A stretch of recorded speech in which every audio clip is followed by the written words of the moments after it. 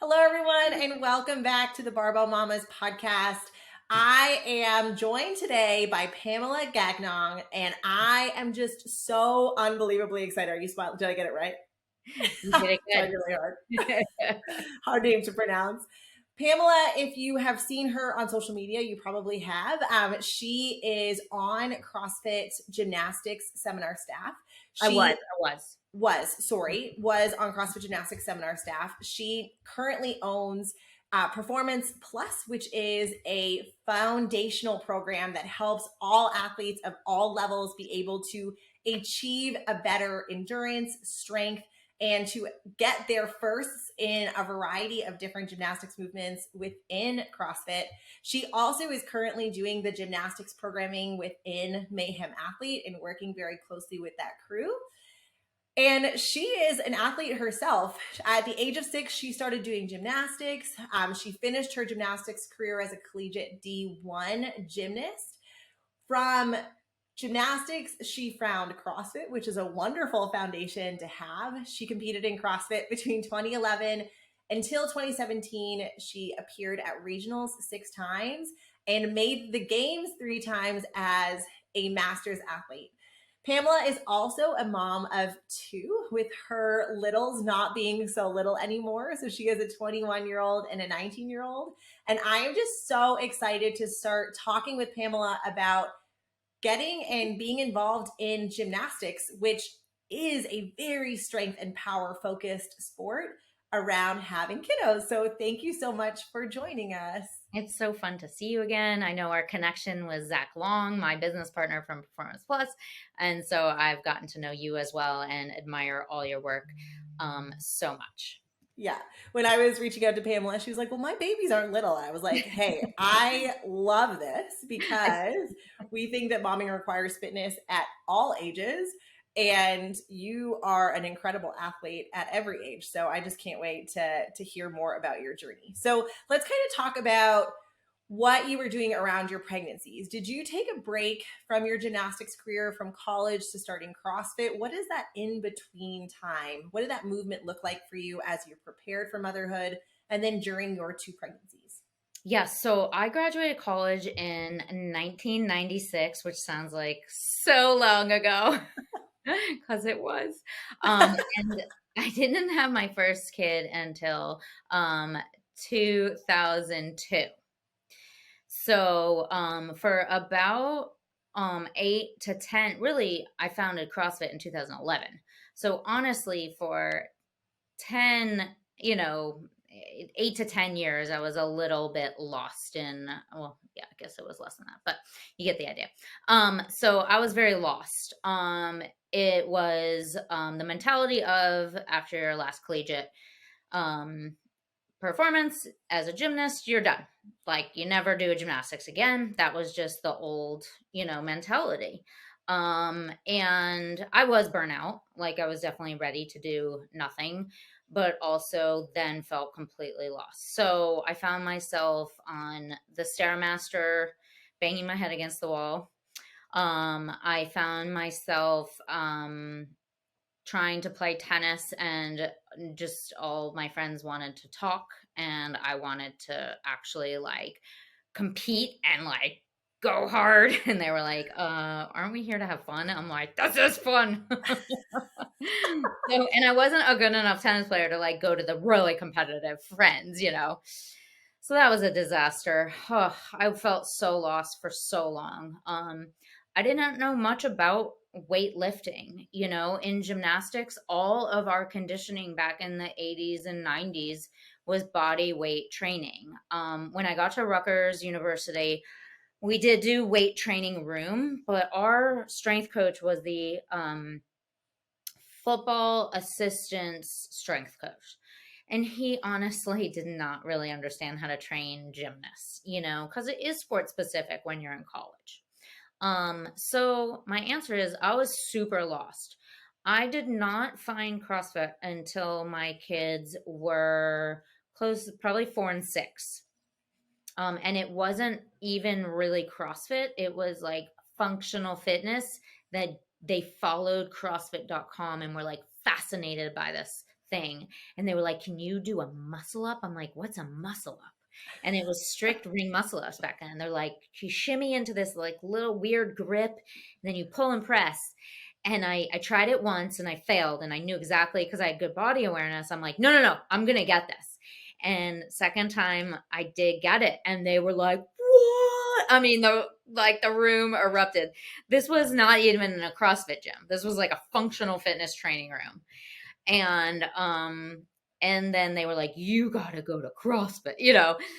So when my youngest started kindergarten, I went driving around Charlotte, North Carolina, and I tried a few gyms, and I ended up, my first gym was CrossFit Charlotte. Amazing. And yeah, that was my beginning of my I love that. love of coming back to competing and being on my hands and swinging from a bar. And I was like, this is heaven.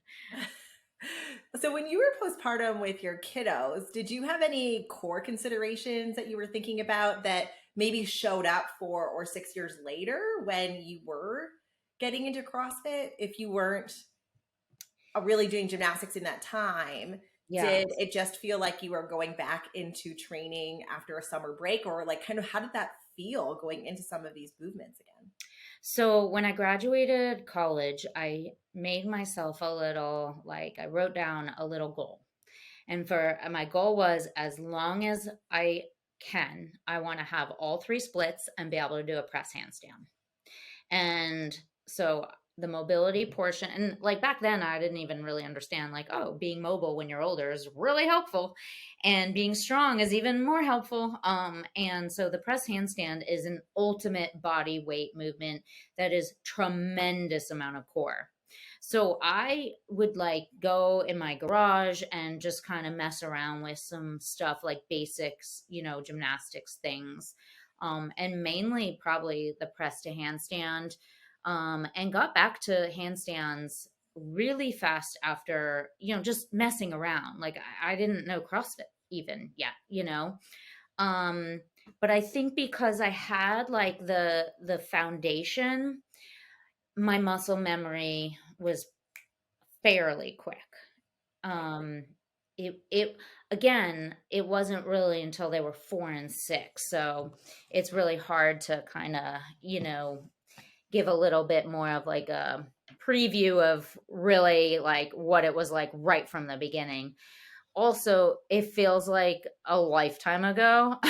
Like I'm trying to remember back then, and I'm like, I think I was in survival mode, and I remember my eyes needed toothpicks to like hold them open.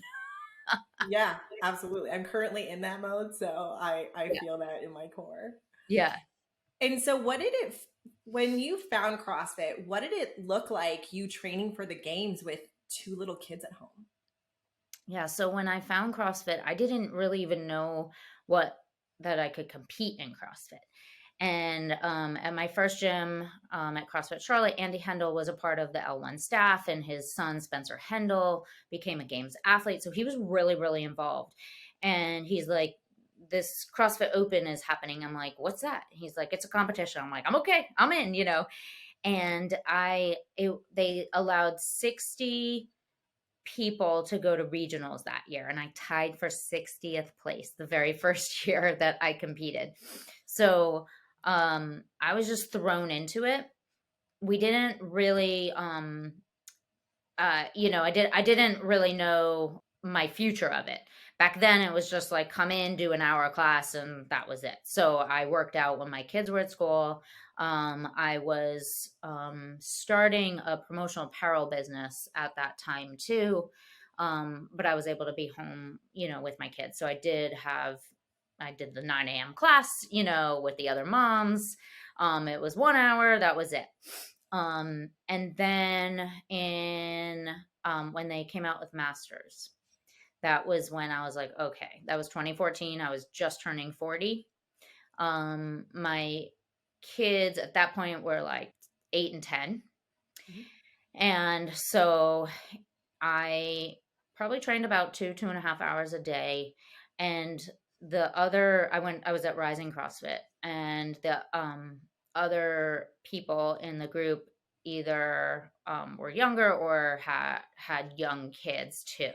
So we were like, let's train before the bus, comes down the street. So our training was 1 to like 3:30. But I remember like bolting out the door because I had a tremendous amount of guilt. Like I'm like, I don't want training to I don't want to miss getting my kids off the bus because it felt selfish even though it wasn't. And I think moms struggle a lot with that.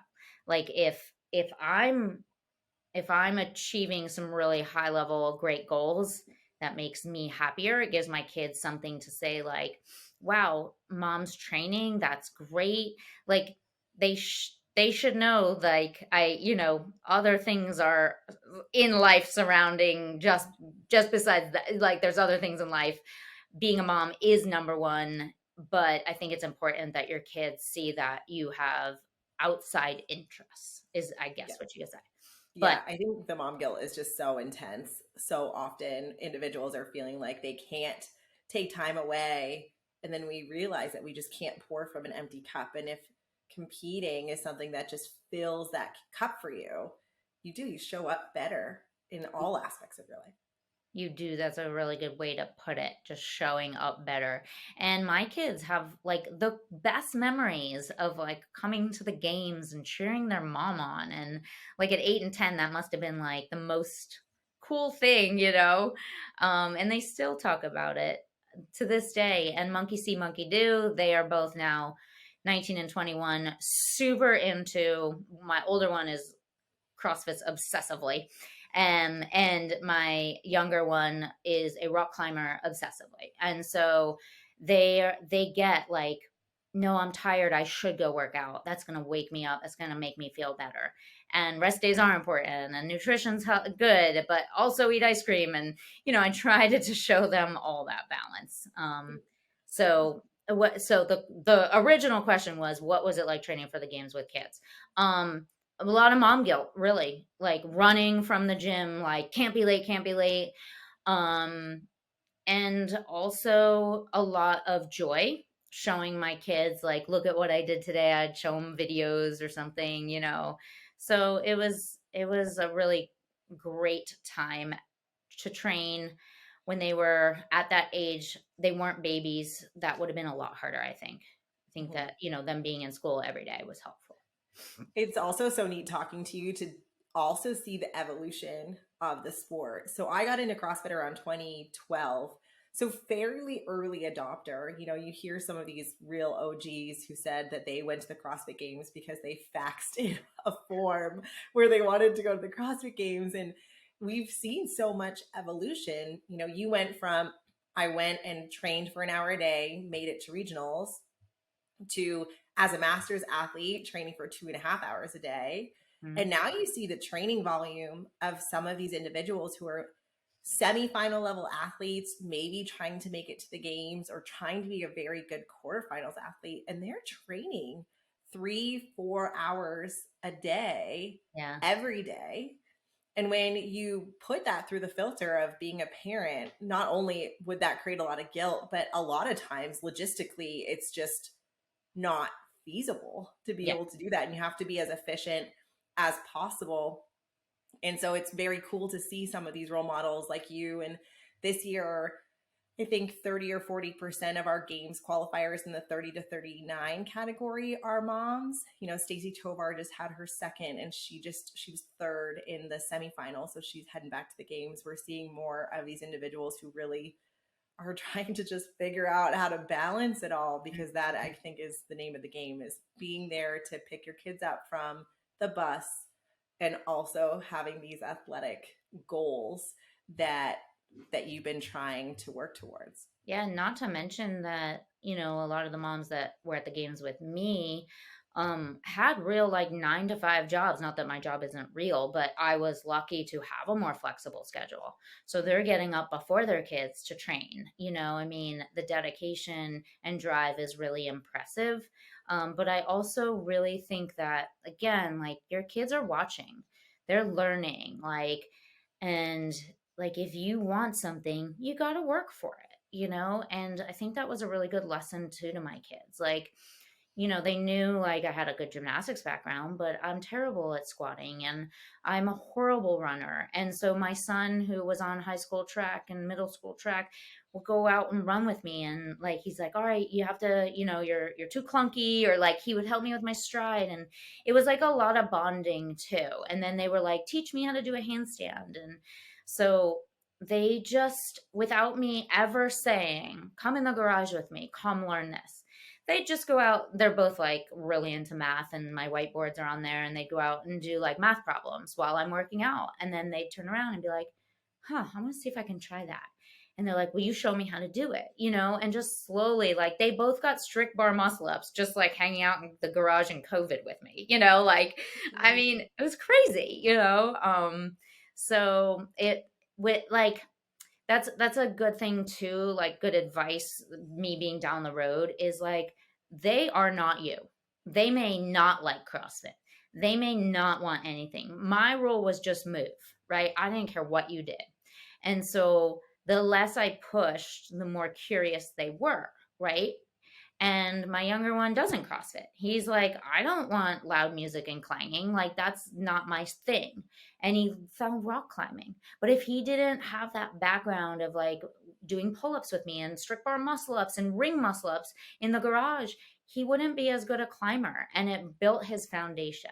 And so just kind of let them observe. And every once in a while, hey, you want to come out? Bring your crayons out in the garage, and they'll start to really be like, show me, I want, and you'll get a little kettlebell, and you'll start to really like see their interest, and just making it fun, not like a labor of something they must do, I think is really make it playtime.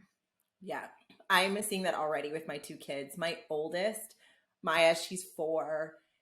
And she grew up in the gym, and she's kind of like will play a little bit, but really has no interest. She loves running, and Mhm. she just runs everywhere. My son, he's not even 2. He's obsessed with the rings. Yeah. And he gets mad when he can't like do a pull up. So he watches his dad doing pull ups and me doing pull ups, and he can't do it. And you could just hear him like little grunt go, like just trying to push himself to go. But just like you said, we never really make it a requirement that they're working out with us, but sometimes it's a requirement for them to be around us while we're working out. But I think those are two very different things. Yeah, I think back And to my childhood of just like in the 80s, like, women didn't weight lift. And just thinking about my mom was very into fitness. Her mother owned a dance studio. Like they were really into fitness. Um, but like I didn't have that experience of like going to watch my mom work out and stuff. And she would do like step aerobics in the guest room and stuff. And I remember her always moving and stuff. So she definitely had, that mentality to pass down. But how cool. I love these gym kids. Oh my God. Because they really are learning by being there. we're seeing the multi-generation come into the CrossFit space where we have individuals who are competing in their 50s and 60s, and then their kids are in their 20s and they're competing, and then they're having babies and they're starting to come up into the CrossFit space. And so what a cool time Yeah, to be in this world to just teach the foundations of movement. agree. So this isn't kind of related to motherhood, but I want to ask you while I have you here, what do you think are 2 or 3 things that are the biggest mistakes that CrossFitters make, whether they're returning from an injury, returning postpartum, or just getting started trying to acquire these skills when it comes to the gymnastic space? The first most common is they try to do a skill they don't have the mobility for. So, gymnasts, if you watch like little 6-year-olds, it's always about stretching, flexibility, because if you can't get into the correct position, how are you going to stabilize weight or your own body weight? So, they rush through that.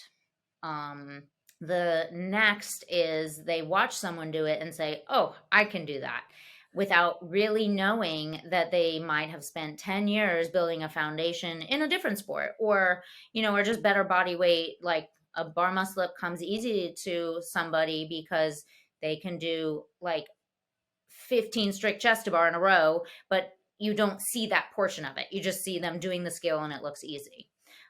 So rushing without knowing the background story. So like I see that, I want to do that. And just that was the second. And the third, trying their brain gets to the final piece before they finish. It's what's in between the point A and B, the finish and the start, that's the most important. So a lot of people when they train, their brain is like, oh, I need to get to the top of the bar for the bar muscle up. But I'm like, no, no, no, that will happen automatically if you do all the steps in between. Yeah. I think one of the most impactful things you ever said to me, I was at a workshop that you did, and you said, in weightlifting, people spend tons of time on skills and drills. They take the weight really low, they work on muscle snatches and hip snatches and snatch pulls and high pulls and tempo pauses. And yet, when it comes to gymnastics, we just try and fling our bodies upside down or over these bars, and we don't take the same approach. And what I love about gymnastics as a pelvic health therapist is that a lot of the foundations and the fundamentals that you teach in your Performance Plus programs are really the stepping stones that we can use for our moms to get them back to these movements. Yeah. And what a beautiful marrying of performance and rehab, where we take all of those fundamental drills, all of the things that you post all the time with Performance Plus and on your own Instagram, and you place them into your programs. Those stepping stones not only are going to make you more efficient at these movements, increase your endurance, your strength, your stability to complete more repetitions through these gymnastics movements. And CrossFit is really building on the expectations of these athletes with respect to their capacity in gymnastics, but it also helps with that recovery postpartum. And I just love that, because if I can tell an athlete, we're going to work on these fundamentals, but look, Pamela is teaching these fundamentals for people who are trying to get these skills the first time, you get more buy-in. People feel like they're working towards their goals. And sometimes people can come back postpartum stronger than before because they have this, I don't want to say excuse, but this protected piece of time where the expectation is that we back off and rebuild. Yeah. So it's Mm-hmm. just kind of wonderful Right. to see. And I've been comparing some of the things that you guys are doing to postpartum gymnastics, things that we're trying to conceptualize in the pelvic health space. And there's more overlap than any type of disconnection. I think that's so cool. That's really cool. I've worked with a lot of younger moms too at my clinics. And for me, it's connecting brain to body again. So, like, I want you to feel which muscles. So, I have them close their eyes a lot and like feel what muscle is firing. And that's very helpful too for all the higher level gymnastic skills too. So, I make sure that they take those drills, I make them close their eyes while they're going through, obviously not a difficult drill, but like a simple drill. And I'm like, okay, I want you to feel how you do that. I actually do that for double unders when athletes can't understand. I'm like, just close your eyes and jump, feel the rhythm, and connect your brain and your body. That's so important. As you were saying that, I was thinking, would I be terrified to do that? I don't know. You're freezing up. I'm going to just give a it a little try bit. now. So if you're listening to this, make sure you try and see how that feels. And my own postpartum recoveries, I've noticed, you're right, that mind to body connection, it almost takes this stepwise progression where you start to feel it more with pull-ups and knees to chest, but then you start to feel it a lot more with toes to bar and chest to bar, and then it really starts to connect when you go upside down. And in bar, like when the amplitude and difficulty gets back, it takes a little bit longer to feel like you could tell me a very specific cue and I would be able to understand. Like the hardest one for me was ring muscle ups coming back because I didn't have a ton of proficiency with them. And my husband was trying to give me these really specific cues, and my body was just like, Yeah. that means nothing to me. Right. That means nothing. And so, when I went back and did a lot of the fundamentals, I had done your strict ring Yes. muscle up I program. remember you sending me your first one. It was Yeah. awesome. And once I started getting those and having that strict and like working through those positions, then when he started saying, get your body underneath the rings, like stop starting so far back, I kind of understand what he was saying from a biomechanics perspective, Mm-hmm. which was pretty cool. All right. My last question for you is, what is one thing about motherhood that you wish someone would have told you, or that you would have known going into this journey of motherhood? Okay, so I actually thought about this question quite a bit. And I was like, what's one piece of advice I wish I knew? And as I was thinking of like going through the stages of my kids' lives, like when I was in sheer exhaustion, I'm like, okay, I know one day they'll sleep again, right? And then when I was just crying all the time because toddlers just wanted to do whatever they wanted, I'm like, okay, one day they'll be in kindergarten, and I could see like each stage. I'm like, okay, I could see this. Now, I think I could see the light at the end of the tunnel because my sister lives across the street from me and her kids are 2 and 4 years older than mine. So she literally was like my absolute role model, savior. Like any meltdown I was having, she was there for me.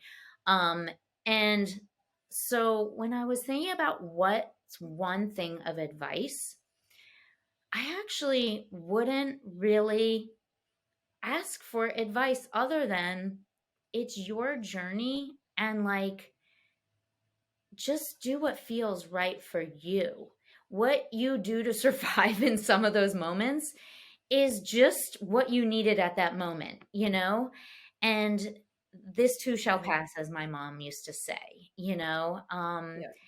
And I think like I mothered the way I needed to, and my sister mothered the way her personality needed to. And like I love a clean house, and yeah, I vacuumed every freaking meal. And I'd still do that because that's what I needed. I was trying to think like, oh, I wish someone told me not to worry about the cleanup. I'm like, well, but I needed that. Like that calmed me down. The vacuuming was like therapeutic for me. And so I think the best advice is really just do what you need to. And love your kids, read to them. That's what matters. Spend time with them.